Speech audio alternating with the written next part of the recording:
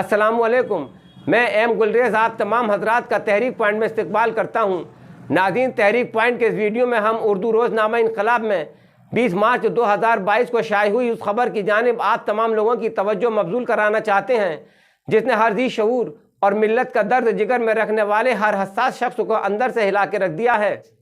ناظرین، وہ خبر یہ ہے کہ علی گڑھ مسلم یونیورسٹی کے اجمل خان طبیہ کالج کیمپس میں دارالعلوم دیوبند کے اولین طالب علم شیخ الہند مولانا محمود الحسن کے نام سے موسوم مسجد کو طبیہ کالج کے ہی سابق پرنسپل ڈاکٹر سعود علی خان نے اپنے والد کے نام منسوب کر دیا ہے۔ اس خبر کے تشت ازبام ہو جانے کے بعد اب یہ سوال سر اٹھانے لگا ہے کہ کیا ان مجاہدین آزادی کے ناموں کو بھی اب علی گڑھ مسلم یونیورسٹی میں کوئی جگہ نہیں مل سکے گی کہ جن کے لہو سے آزادی کی شمع روشن تھی؟ ناظرین، حق شناسی اور حق پرستی کے لیے اپنی مثال آپ روزنامہ انقلاب میں یہ خبر شائع ہو جانے کے بعد نہ صرف علی برادری بلکہ محبان علی گڑھ میں ایک بار پھر اضطراب کی کیفیت پائی جا رہی ہے۔ آپ کو یاد ہوگا کہ اس سے قبل بھی اے ایم یو انتظامیہ پر اردو زبان کے ساتھ دوہرا رویہ اختیار کرنے کا الزام لگتا رہا ہے۔ سر سید کے خوابوں کا تاج محل یعنی اے ایم یو کے بطور یونیورسٹی کے 100 برس مکمل ہونے پر پرانی چنگی پر بنے صدی دروازے پر اردو میں نام لکھنے سے بھی پرہیز کیا گیا تھا۔ اس خبر کو جب روزنامہ انقلاب نے شائع کیا تو نتیجے کے طور پر اے ایم یو انتظامیہ نے صدی دروازے پر اردو زبان میں بھی کتبہ نصب کیا تھا۔ ناظرین، یاد رہے کہ علی گڑھ مسلم یونیورسٹی کے بانی سر سید نے اس عظیم درسگاہ کی خاطر جس قدر قربانیاں دی ہیں اس کو تاریخ نے اپنے سینے میں محفوظ کر لیا ہے۔ ان کی ان قربانیوں کا صلہ سوائے اللہ کے کوئی اور نہیں دے سکتا، لیکن اس کے باوجود بھی سر سید نے کہیں بھی اپنے نام کا ایک پتھر بھی نہیں لگوایا تھا۔ ناظرین، ہم آپ کو یہ بات بتانا شد ضروری سمجھتے ہیں کہ علی گڑھ مسلم یونیورسٹی کے Ajmal Khan Tibbiya college hospital campus میں تعمیر ہوئی مسجد کے متعلق اس کا سنگ بنیاد نصب کرنے کے وقت یہ طے پایا تھا کہ اسے ایک معروف عالم دین شیخ الہند مولانا محمود الحسن دیوبندی کے نام پر یعنی مسجد محمود کے نام سے موسوم کیا جائے گا۔ اس کی خاص وجہ یہ تھی کہ مولانا محمود الحسن تحریک آزادی کے اہم رہنماؤں میں سے تھے۔ تحریک ریشمی رومال، تحریک خلافت اور تحریک ترک موالات سے ان کا گہرا تعلق رہا ہے۔ اس کی پاداش میں انہیں مالٹا میں اسیری کی سزا دی گئی تھی۔ اس کے علاوہ مولانا محمود الحسن جامعہ ملیہ اسلامیہ کے ان اہم بنیاد گزاروں میں سے ایک ہیں جن کے دست مبارک سے جامعہ ملیہ اسلامیہ ادارے کی خشت اول رکھی گئی تھی۔ ناظرین، تاریخ کے جھروں سے جھانکتے ہوئے ہم آپ کو بتا دیں کہ جزائر مالٹا میں 3.25 سال کی قید سے رہائی کے بعد 29 اکتوبر 1920 کو جب شیخ الہند محمود الحسن نے علی گڑھ مسلم یونیورسٹی میں قدم رنجہ فرمایا تھا تو کانگریس نواز علی گڑھ کے طلباء نے ان کا کھلی باہوں سے خیر مقدم کیا تھا اور جسم زخمی اور کمزور ہو جانے کے باعث ان کا خطبہ مولانا شبیر عثمانی نے پڑھا تھا، لہذا ان کی قومی اور ملی خدمات کے اعتراف میں طبیہ کالج ہاسپٹل کی مسجد کو ان کے نام موسوم کرنے کا فیصلہ ہوا تھا۔ ناظرین، مسجد کی تعمیر کے صرفے کے لیے فنڈ کی فراہمی اور اس سے تعلق رکھنے والے دیگر مسائل پر غور و خوض کے لیے کالج کے پرنسپل ڈاکٹر سعود علی خان کے دفتر میں پہلی میٹنگ ہوئی تھی۔ اس میں شرکت کرنے والوں میں پرنسپل ڈاکٹر سعود علی خان کے علاوہ پروفیسر خالد الزماں خان، ڈاکٹر بلال تفسیر، ڈاکٹر محمد سلمان اور محمد ظہیر خان کے نام قابل ذکر ہیں۔ اس موقع پر متفقہ طور پر طے یہ پایا گیا تھا کہ مسجد محمود کے تعمیراتی کاموں کے لیے اہل خیر حضرات سے تعاون کی جو رقم آئے گی اس کے رکھ رکھاؤ کے لیے ڈاکٹر سعود علی خان اور ڈاکٹر بلال تفسیر کے نام سے ایک جوائنٹ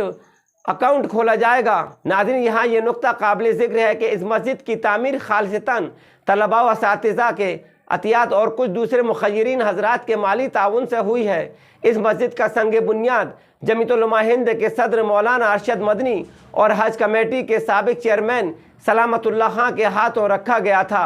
اس موقع پر یونیورسٹی کے تمام اعلیٰ ذمہ داران، وائس چانسلر لیفٹیننٹ جنرل ضمیر الدین شاہ، پی وی سی بریگیڈیئر سید احمد علی، رجسٹرار شاہ رخ شمشاد اور سینکڑوں کی تعداد میں یونیورسٹی کے طلباء و اساتذہ اور دوسرے اراکین بھی موجود تھے۔ لیکن ناظرین، پھر یہ افسوسناک بات سامنے آئی کہ مسجد کی تعمیر کے بعد حسب تجویز مسجد محمود کے نام کا کتبہ تو لگا، لیکن اس کتبے میں پرنسپل محترم نے یہ لکھوا دیا کہ مسجد ان کے والد مرحوم حاجی محمود علی خان کی یاد میں تعمیر ہوئی ہے اور اس کے بیشتر اخراجات کا انتظام پرنسپل موصوف اور ان کے اعزاء و اقارب کے ذریعے کیا گیا ہے، جبکہ یہ دونوں باتیں خلاف واقعہ ہیں۔ اصل خاص بات یہ ہے کہ ڈاکٹر سعود علی خان نے یہ قدمہ 31 اگست 2021 کو اس دن لگوایا تھا جس دن وہ کالج سے اپنی مدت ملازمت پوری کر کے سبکدوش ہو رہے تھے۔ ناظرین، ان کے اس غیر اخلاقی قدم سے کالج کے طلباء و اساتذہ میں سخت غم و غصہ ہے، کیونکہ انہوں نے اپنے منصبی اختیارات کا غلط استعمال کیا ہے اور مسجد محمود جو شیخ الہند مولانا محمود الحسن دیوبندی کے نام سے موسوم تھی اسے اپنے والد کے نام منسوب کر دیا ہے، جو کہ ان کا یہ طرز عمل نہایت ہی گمراہ کن ہے۔ ناظرین، ڈاکٹر سعود علی خان کے اس عمل سے مسلمانوں کے مذہبی جذبات کو شدید ٹھیس پہنچی ہے، اور کیونکہ یہ مسئلہ مسجد کا ہے جس کے باعث مختلف اساتذہ نے اس حوالے سے علی گڑھ مسلم university vice chancellor Tariq Mansoor کو ایک مکتوب بذریعہ dean faculty of Unani medicine اور principal Ajmal Khan Tibbiya college AMU Aligarh 8 فروری 2022 کو بھیجا تھا، اور یہ قوی امید وابستہ کی تھی کہ علی گڑھ یونیورسٹی کے وائس چانسلر طارق منصور اس مسئلے کی سنگینی کو دیکھتے ہوئے اس حل کے لیے فوری طور پر اقدام کریں گے، لیکن 1 ماہ سے زیادہ کا عرصہ بیت جانے کے باوجود ابھی تک مایوسی ہی ہاتھ لگی ہے۔ ناظرین، واضح رہے کہ علی گڑھ مسلم یونیورسٹی میں عمارتوں کا اہم قومی و ملی شخصیات کے نام سے موسوم کرنے کی دیرینہ روایت ہے۔ اس کی وجہ یہ ہے کہ اس کے ذریعے نئی نسل کو اپنے اکابرین کے کارہائے نمایاں سے روشناس کرانا اور انہیں خراج عقیدت پیش کرنا تاکہ نئی نسل کو روشنی اور حوصلہ مل سکے۔ ناظرین، ریشمی رومال تحریک یعنی سلک لیٹر موومنٹ علماء کرام کی جانب سے 1913 سے 1920 کے درمیان شروع کی گئی وہ تحریک تھی جس کا مقصد جرمنی، ترکی اور افغان کی مدد سے ہندوستان کو آزاد کرانا تھا۔ اس تحریک کے بانی شیخ الہند محمود الحسن دیوبندی تھے، اور اس تحریک سے وابستہ لوگوں میں عبید اللہ سندھی، عزیر گل پیشاوری اور دیوبند کے دیگر تلامذہ تھے۔ 1914 میں عالمی جنگ چھڑنے کے بعد شیخ الہند مولانا محمود الحسن نے محسوس کیا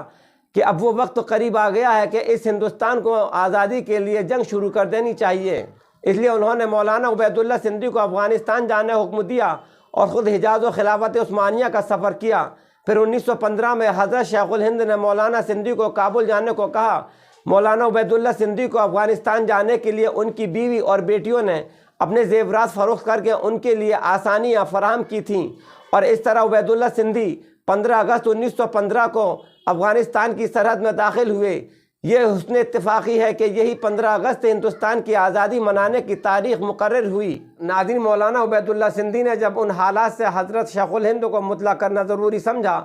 تو زرد رنگ کے 3 ٹکڑے ریشمی کپڑے پر 3 خط لکھ کر 9 جولائی 1916 کو عبدالحق کو دیے اور یہ ہدایت دی کہ یہ خطوط شیخ عبدالرحیم سندھی کو پہنچا دیں۔ ناظرین، ریشمی رومال کے انہی خطوط کو ریشمی رومال تحریک یا ریشمی خطوط تحریک کہتے ہیں، لیکن کچھ وجوہات کی بنا پر یہ خط حکومت کے ہاتھ لگ گئے تھے۔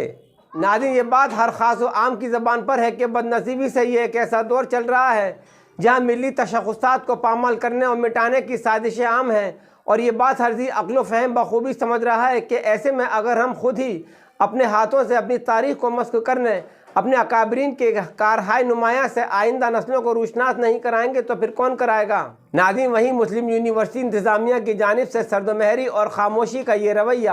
نہ صرف حیران کن ہے بلکہ یہ خاموشی مجرمانہ خاموشی ثابت ہو رہی ہے۔ لہٰذا AMU انتظامیہ کو فوری اقدام کرتے ہوئے اس مسجد کو شیخ الہند مولانا محمود الحسن دیوبندی کے نام سے موسوم کرنے کی ٹھوس کارروائی کرنی چاہیے، ورنہ اس سلسلے میں تساہلی اور غفلت برتنے پر آئندہ نسلیں کبھی معاف نہیں کریں گی۔ آخرکار ناظرین، اس خبر کو منظر عام پر لانے کے لیے ہم تحریک پوائنٹ کے متفقین کی جانب سے اردو اخبار روزنامہ انقلاب کے پایان دل سے نہایت ہی مشکور و ممنون ہیں، کیونکہ روزنامہ انقلاب مسلم مسائل کو بڑی ہی بے باکی اور شدت کے ساتھ اٹھاتا رہتا ہے۔ ناظرین، اگر آپ کو تحریک پوائنٹ کا یہ ویڈیو پسند آیا ہو تو اسے لائک کریں، شیئر کریں اور ہمارے چینل کو سبسکرائب کر کے بیل آئیکن کو کلک کریں تاکہ ہمارے آئندہ ویڈیوز آپ تک پہنچتے رہیں، اور کومنٹ سیکشن میں اپنی رائے کا اظہار ضرور کریں۔ خدا حافظ۔